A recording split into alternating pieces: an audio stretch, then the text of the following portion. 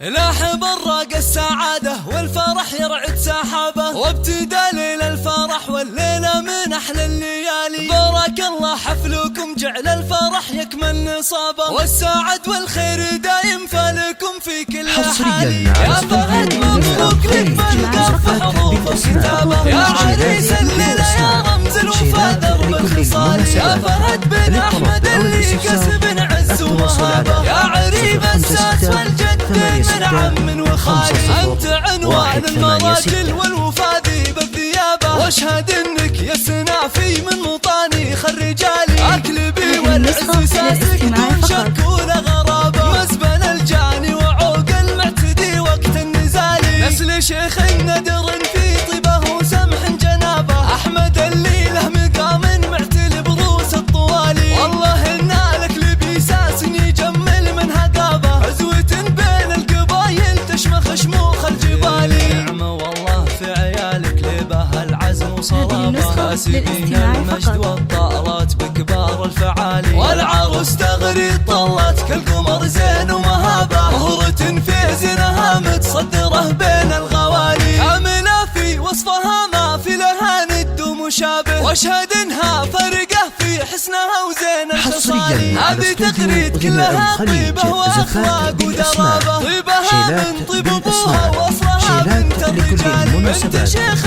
فتح الابواب والعاني بابه، وعلي راعى الفعول اللي تروم مسكين اللي مجدهم كل حكابه.